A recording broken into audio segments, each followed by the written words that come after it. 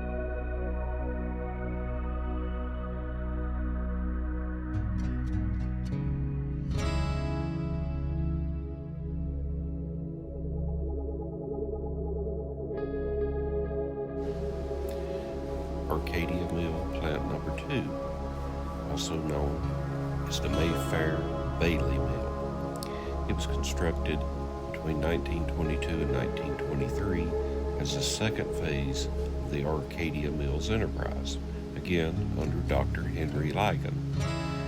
It covered 19.3 acres and featured a multi-story brick mill buildings. The mill included several auxiliary structures, a warehouse built in 1923, a one-story weave mill built in 1953, and site infrastructure like a water tower, reservoir, landscaping, and the historic smokestacks most of these mills in the 19th century had. It faced economic pressure during the Great Depression.